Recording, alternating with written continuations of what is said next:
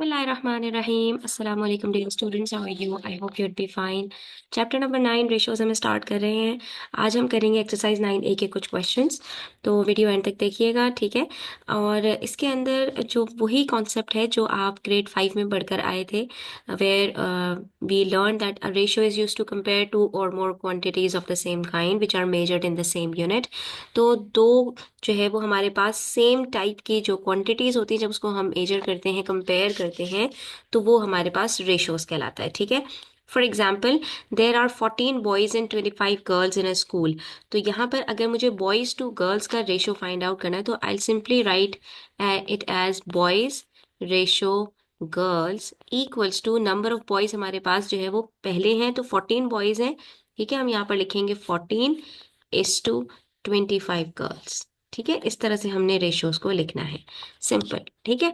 अब हमसे कह रहे हैं find the ratio of the number of boys to the number of girls. तो हमने number of boys to the number of girls कि अगर हम यहाँ पर इन दोनों को टोटल करते हैं तो हमारे पास आंसर क्या आता है, 14 प्लस 25 इक्वल्स टू 39। इसका मतलब है 39 बच्चों का एक ग्रुप है और उसमें से बॉयज का जो नंबर है, बॉयज का जो रेशो है वो 14 है और गर्ल्स का जो नंबर है वो 25 है, ठीक है। और उसके बाद हमसे कह रहे हैं दी नंबर ऑफ गर्ल्स। अब नंबर ऑफ गर्ल्स की बात कर रहे हैं to the total number of players. हमने टोटल पहले ही कैलकुलेट कर लिया है, तो गर्ल्स से टोटल का जो रेशो होगा इट विल बी 25 गर्ल्स हैं और टोटल 39 है, तो ये 25/39 होगा। तो इट्स क्वाइट लाइक फ्रैक्शंस के अंदर भी हम क्या करते हैं, हमारे पास एक न्यूमरेटर होता है और एक डिनोमिनेटर होता है। अगर मैं आपसे कहूँ कि what is the fraction of boys of to girls, तो आप क्या कहेंगे, 14/25, ठीक है। 25 गर्ल्स के मुकाबले में 14 बॉयज हैं। और अगर मैं कहूँ what is the fraction of girls to the total number of players in the team, तो आप कहेंगे 25/39, ठीक है।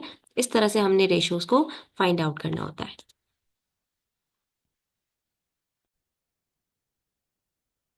अच्छा बच्चों, उसके बाद रेशियोज की कुछ कंडीशंस हैं। उसमें ये है कि हमारे पास जो रेशियोज होते हैं उसके अंदर हर क्वांटिटी होल नंबर में होनी चाहिए। अगर वो आपके पास फ्रैक्शंस में है या वो डेसिमल में है तो आपको उसको कन्वर्ट करना पड़ेगा होल नंबर्स में। कैसे कन्वर्ट करते हैं, तो याद रखो फ्रैक्शन का अलग रूल है और डेसिमल्स का अलग रूल है। अगर आपके पास फ्रैक्शंस हैं जैसे 3/8 रेशो 9/4, तो आपने सिंपल कुछ भी नहीं करना, सिर्फ क्रॉस मल्टीप्लीकेशन करनी है। जो डिनोमिनेटर्स हैं आपको, आपने उसको क्रॉस में मल्टीप्लाई कर देना है, ठीक है। 3 को 4 से मल्टीप्लाई करोगे लेफ्ट साइड पर, जो आपके पास ऊपर न्यूमरेटर्स हैं वो अपनी ही जगह पर रहेंगे, ये ध्यान में रहे, ठीक है। यहाँ पर 3 मेरे पास लेफ्ट साइड पर था तो 3 लेफ्ट साइड पर ही रहेगा, 9 राइट साइड पे था तो 9 राइट साइड पर ही रहेगा। सिर्फ और सिर्फ हमारे पास जो 8 है फर्स्ट डिनोमिनेटर, वो राइट साइड पर शिफ्ट होगा, ठीक है। और जो हमारे पास 4 लेफ्ट साइड पर डिनोमिनेटर है वो जो राइट साइड पर है वो लेफ्ट साइड पर शिफ्ट होगा, ठीक है। बस इस चीज का आपने ध्यान रखना है। अब हम यहाँ पर 3 को 4 से मल्टीप्लाई करेंगे, आंसर आ जाएगा 12। और 9 को 3 से मल्टीप्लाई करेंगे, आंसर आ जाएगा 27 और आपका फाइनल आंसर आ गया यहाँ पर, सिंपल, ठीक है। इसी तरह से अगर एक साइड पर आपके पास होल नंबर हो और दूसरी साइड पर फ्रैक्शन हो, तो जहां पर डिनोमिनेटर है सिर्फ इसको आपने दूसरी साइड पर शिफ्ट कर देना है। ये क्या बन जाएगा आपके पास, 1 × 7 और 3 अपनी ही प्लेस पर रहेगा और ये हो जाएगा 7/3। दैट्स इट, ठीक है। बस इसी तरह से आपने इसको सॉल्व करते जाना है। अच्छा, उसके बाद बारी आती है डेसिमल की। तो डेसिमल के अंदर हम क्या करेंगे बच्चों, डेसिमल के अंदर हम इसको 0.45 रेशो 0.85। अब यहाँ पर हमने सिंपली ये देखना है कि हमारे पास नंबर ऑफ डेसिमल प्लेसेस कितनी है। 0.45 के अंदर 2 डेसिमल प्लेसेस हैं, 0.85 में भी 2 डेसिमल प्लेसेस हैं। तो हम सिंपली सिंपली ये करेंगे कि दोनों को 100 से मल्टीप्लाई कर दी, जैसे कि हम फ्रैक्शंस में करते थे कि न्यूमरेटर और डिनोमिनेटर के अंदर अगर हमारे पास डेसिमल प्लेसेस होती थी तो हम उसको रिमूव करने के लिए क्या करते थे, देखते थे highest number of decimal places कितनी है, उसके अकॉर्डिंग हम इसको 10, 100 और 1000 से मल्टीप्लाई कर देते थे। सिंस यहाँ पर न्यूमरेटर और डिनोमिनेटर दोनों में 2 डेसिमल प्लेसेस हैं, दोनों को हम 100 से मल्टीप्लाई करेंगे। इससे क्या होगा, ये डेसिमल भी आपका 2 प्लेसेस फॉरवर्ड मूव करेगा, ये भी आपके पास, और आंसर आ जाएगा आपके पास 45/85।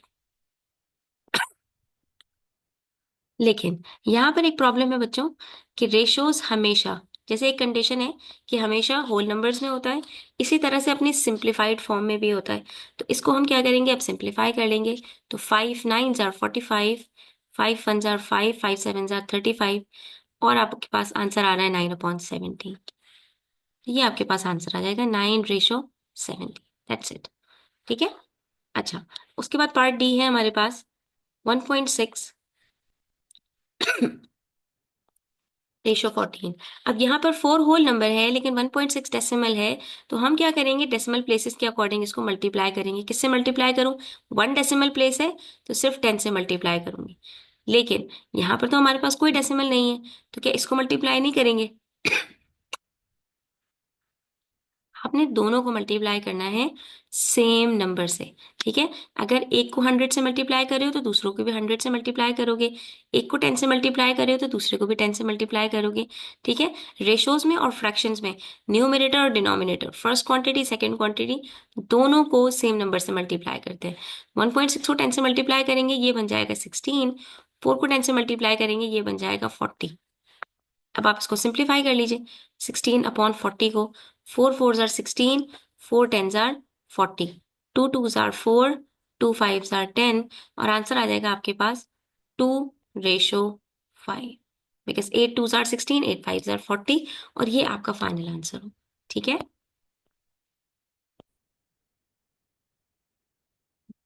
अभी तक हमने कितनी कंडीशंस डिस्कस की हैं रेशोज की, कि रेशोज के अंदर तमाम क्वांटिटीज होल नंबर्स में होती हैं, नंबर 1। उसके बाद रेशो हमेशा हमारे पास सिंप्लीफाइड फॉर्म में होता है लेकिन फ्रैक्शन में और डेसिमल में नहीं होता। ठीक है। नंबर 2, अब हम तीसरी चीज डिस्कस करने जा रहे हैं कि हमारे पास जो फ्रैक्शंस के, जो रेशोज के अंदर यूनिट्स होते हैं क्वांटिटीज के, वो भी सिमिलर होते हैं। क्या मतलब इस बात का, जैसे मेरे पास है 1.5 मीटर रेशो 300 सेंटीमीटर। तो यहाँ पर आप देख सकते हो कि एक क्वांटिटी मेरे पास मीटर्स में है और दूसरी क्वांटिटी सेंटीमीटर्स में है। तो ऐसे में आपने क्या करना है, जो ग्रेटर क्वांटिटी है सिर्फ उसको आपने स्मॉलर क्वांटिटी में कन्वर्ट करना है। ठीक है। तो यहाँ पर हम ये काम भी करके देख लेते हैं।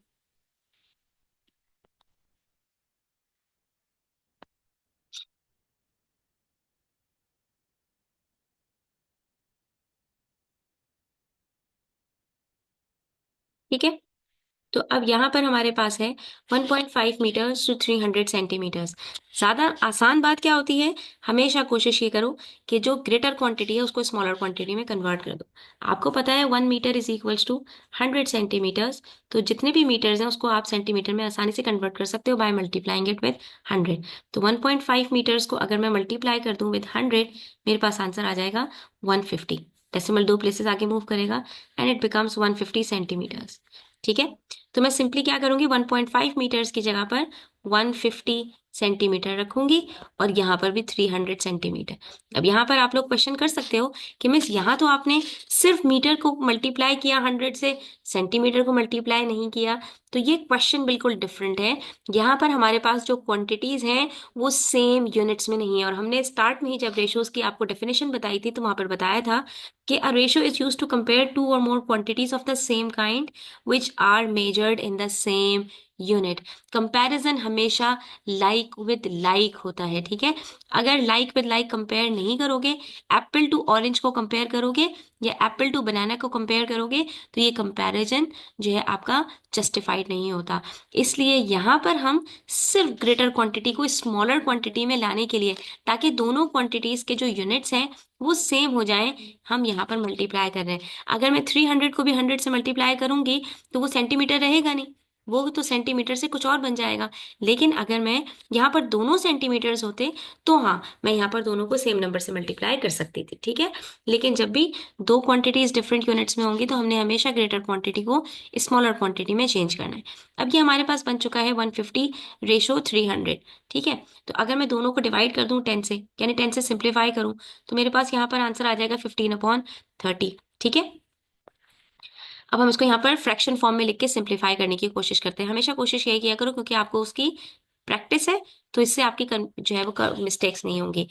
दोनों को 10 से सिंप्लीफाई करते हैं, 0 से 0 कट, 15 और 20 बचा, 15 1 जार 15, 15 2 जार 30, और आपके पास आंसर आ गया 1:2।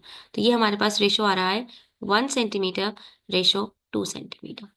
ठीक है, कितना सिंपल है कि इसके अंदर हमने सिर्फ क्या किया, ग्रेटर क्वांटिटी को स्मॉलर क्वांटिटी में कन्वर्ट किया और उसके बाद इसको सिंप्लीफाई कर लिया, हमारे पास आंसर आ गया। ठीक है, अच्छा उसके बाद है हमारे पास 600 ml टू 1.2 लीटर्स। इसको भी इसी तरह से करेंगे, 600 ml रेशो 1.2 लीटर्स।